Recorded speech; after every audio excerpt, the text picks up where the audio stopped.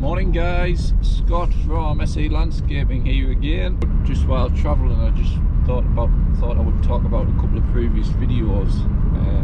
I mentioned on my previous videos that I would help people out if anybody's required, and I'm in regular contact with 6 guys at the moment who just look for a bit of advice on how to switch from private to commercial, or how to do tenders and pricing and things. And like I say, these are my views. Whatever I say on the videos are my views. They're what's worked for me. So I'm not saying I'm always right, but it's been the right thing for my business and it has worked. And we make good profits. We invest back in the business, as you can see.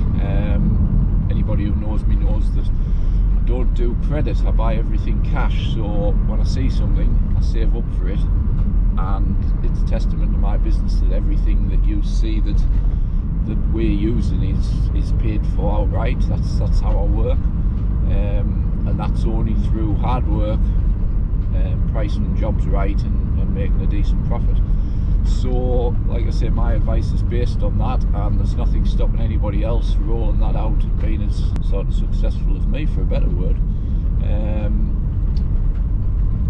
It is a big step going from private to commercial. You do need to roll out a lot more equipment. The easiest way is to dip your feet in the water and look for a few small contracts, a couple of churches or a couple of small factory units, and gradually build up. That's sort of how I did it. I looked for the smaller stuff at first, and then when I could up the gear a bit and get a bit larger gear, then I looked for the larger contracts, and it's gradually gone from there. But obviously you've got to run before you can walk, so little steps, that's all I would say.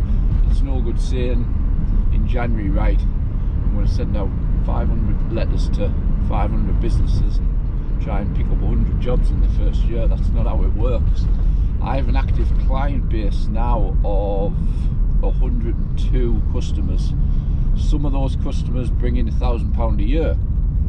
The highest customer I have, which is a local council, brings in, I'll not give the exact amount, but it's well in excess of £50,000 a year. So that just gives you a rough idea of the customers. They don't all have to be big payers. The £1,000 a year customer is a little factory that I cut the grass on 14 times a year and clean the leaves up, and basically we do odd little bits at the end of the year, sort of tree pruning and things, but we're in and out of that site in sort of half an hour, 40 minutes. It's not a massive job. So, and there's only so much you can charge for jobs. At the end of the day, everybody's in business to make money, but you can only charge a customer so much money for a site. Obviously the big sites takes longer, so yes, some customers, some factory units will be spending £5,000, £6,000, £7,000, but the smaller ones, it's no good going there expecting to make £3,000 out of a small job and then saying it's not worthwhile. It is worthwhile if you base your lads on hourly rates. So like I say, my views are my own, but I hope that, well, I know they are helping some people out, and some people have got some decent plans for next year. And the same again, if you need any advice for next year, I'm going to do a bit of a marketing video over Christmas or before Christmas if I get time. I've kept all of my marketing material from day one, and that started off with a A5 leaflet. Gradually I worked up to better brochures and things and a website. So I just want to explain how I started off with something very basic, but how getting yourself out there with something very basic and giving everybody, every man and his dog, that basic A5 sheet can spread your business. Everybody you talk to during the course of the day knows somebody.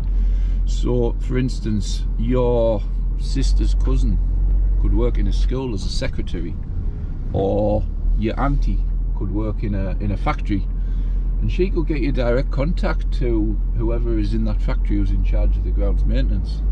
And it's things like that you don't realise. And it's the same when you pick up a business. That business trades with 5, 6, 10, 20 businesses.